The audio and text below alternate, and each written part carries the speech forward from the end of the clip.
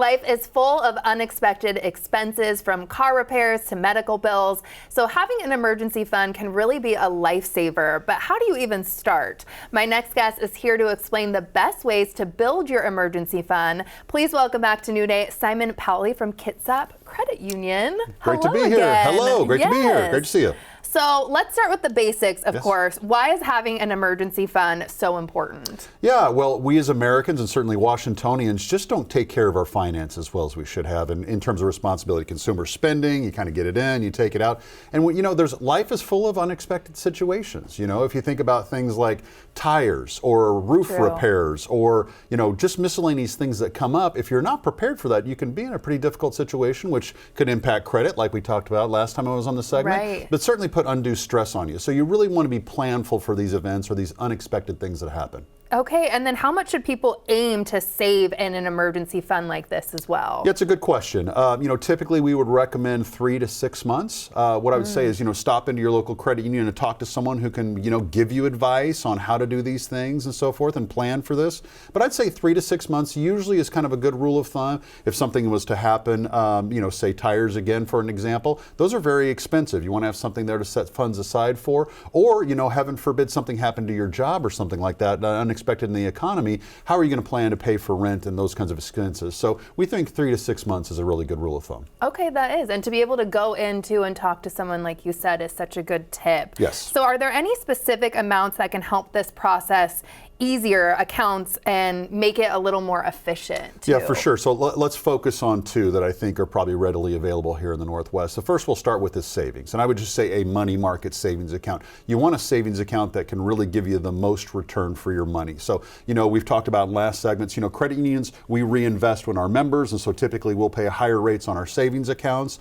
and lower rates on loans and those kind of things. So, do your research, find a good interest rate for a money market account, and that way you can put it aside and have that interest begin to work for you. So as you put it away, it grows for you. It doesn't just stay stagnant if you're not gaining interest like other accounts, say like a checking account or something like that. So recommend a money market account, do your research, your local credit union is what I recommend, and we'll do some interest. The other way that I would talk about it is, a lot of us have home equity loans. And so, we've had great returns on our portfolio and investments. It is an asset to people, and it's something that you can do. So if you get a home equity line of credit, just think of that almost as a credit card attached to your home. You have some funds there. There's not high fees on them specifically through the credit unions. You can set that money aside. So let's say you have, $50,000 in equity in your home. Maybe you want to get a $5,000 or $10,000 line of credit and not use it, but then you have that there as an emergency. So, for example, we have a lot of weather events here in the Northwest, right? And so, roofs and those kind of things can need to be changed. Yeah. And when that comes up and you need a new roof, you certainly don't want to wait until you can afford to do it or try to save money at that time or put it on a high interest rate credit card. A home equity loan is a little bit traditionally lower interest rate, not a lot of fees on them. You can access that and it's more tied to your home, so it's secured, and potentially some tax incentive for you as well. Okay, and what are some tips for making the most of these accounts too that we're talking about? Yeah, it's difficult and we're not disciplined, so that's why we're really here talking about today.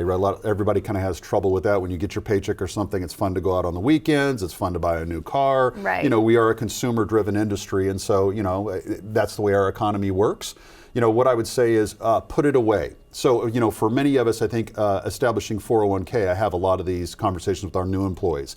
Put money into a 401k, and the reason that program is really successful, not only does it have tax advantages, but you don't see the funds. So it comes out of your paycheck, so you get it in your account, you don't notice that it's missing, and you adjust yourself accordingly to your budgets, hopefully, to be able to accommodate that. It's the same way. Pay yourself first. So if you make a regular deposit, say your direct deposit, you can shift some of that directly to the savings account, or just make sure you have an automatic transfer so the day you get paid on the first, let's say that $50 or whatever dollar amount that you can really budget automatically goes to the savings account. You won't miss it. Don't touch it, leave it there, and you'll kind of get that habit. You'll adjust yourself accordingly. And after a couple months with some decent interest rate, you'll have yourself a savings account.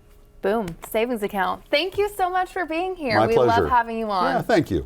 And to learn more about money market accounts and other tips for building your emergency fund, just visit the website that you see right there on your screen. This portion of New Day Northwest is sponsored by Kitsap Credit Union.